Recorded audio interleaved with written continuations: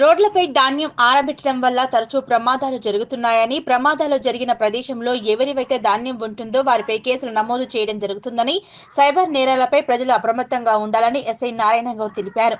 చిన్నశంకరంపేట మండల కేంద్రంలోని స్థానిక పోలీస్ స్టేషన్లో ఏర్పాటు చేసిన మీడియా సమావేశంలో ఆయన మాట్లాడారు. చిన్నశంకరంపేట మండలంలోని వివిధ గ్రామాలలో రైతులు రోడ్లపై ధాన్యం ఆరబెట్టడం జరుగుతుందని, దీంతో వాహనదారులకు రాకపోకలకు ఇబ్బందులు ఏర్పడి తరచూ ప్రమాదాలు జరుగుతున్నాయని, ప్రమాదాలు జరిగే అవకాశాలు ఉన్నాయని రైతులు ఈ విషయాన్ని దృష్టిలో పెట్టుకొని ఖాళీ ప్రదేశాల్లో మాత్రమే ధాన్యాన్ని ఆరబెట్టుకోవాలని, ప్రమాదాలు జరగకుండా జాగ్రత్తలు తీసుకోవాలని ఆయన రైతులకు సూచించారు. ప్రమాదాలు జరిగితే ధాన్యానికి సంబంధించిన వారిపై కేసులు నమోదు చేయడం జరుగుతుందని తెలిపారు.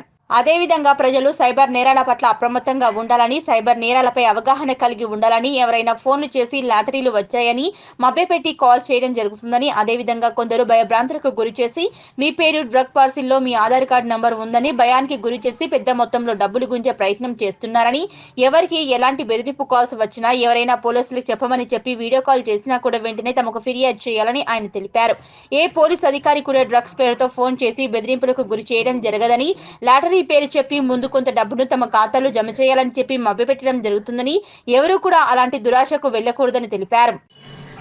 శంకరంపేట ఆర్ మండల గ్రామ ప్రజలు రోడ్లపై ఈ వరి ధాన్యాలు వేయడం వల్ల వచ్చే వాహనాలకు అంతరాయం ఏర్పడి ఎదురు వాహనాలు ఢీ కొట్టుకొని యాక్సిడెంట్ అయ్యే అవకాశాలు ఉన్నాయి. కాబట్టి ప్రజలందరూ గమనించి రోడ్లపై ఉన్న వరి ధాన్యాలను కొద్దిగా వేరే ఇబ్బంది లేని ప్లేసుల్లో వేసుకొని ప్రయాణాలకు ఆటంకం కలిగించొద్దు.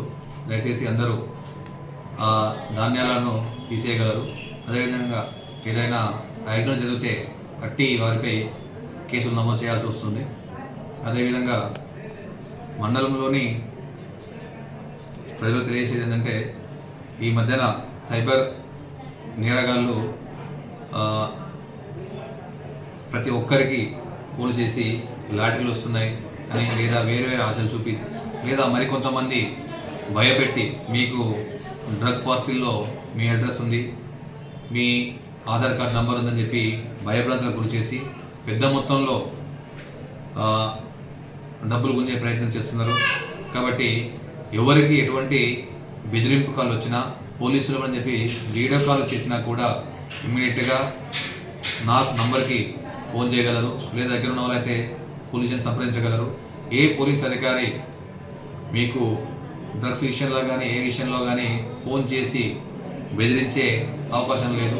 ఒకవేళ అటువంటిది ఏమన్నా బెదిరింపు కాల్స్ మీకు వస్తే మమ్మల్ని సంప్రదించి మీ ప్రాబ్లమ్ను సాల్వ్ చేసుకోగలరు. ఎవరికి కూడా రెస్పాండ్ కావద్దు. అదేవిధంగా లాటరీ జరిగిందని చెప్పేసి కొద్ది డబ్బు ఆశ పెట్టి మన నుంచే డబ్బు గుంచే ప్రయత్నం కూడా చేస్తారు. కాబట్టి అటువంటి వారికి కూడా దూరంగా ఉండండి. ఎవరికి రెస్పాండ్ కావాల్సిన అవసరం లేదు. అదేవిధంగా మండలంలో ఎవరైనా ఎక్కడైనా గాంజా విక్రయాలకు పాల్పడుతున్నారనే సమాచారం మీకు అందితే అట్టి విషయాన్ని శంకరంపేట పోలీస్ స్టేషన్ కానీ, ఎస్హెచ్ఓ నంబర్ కానీ, పిఎస్ నంబర్ కానీ తెలియజేస్తే మీ పేరు బయటకు రాకుండా ఆ గాంజా నేరస్తులను పట్టుకునే ప్రయత్నం చేస్తాం. ఇట్టి విషయంలో మీ పేరు కానీ, మీ ఫోన్ నంబర్ కానీ బయటకు రాకుండా చూసుకునే బాధ్యత మాది. కాబట్టి ఎవరైనా గాంజా విక్రయాలకు పాల్పడే వారి వ్యక్తుల విషయాలు మన పోలీస్ స్టేషన్కి తెలియజేయాలని కోరుకుంటున్నాను.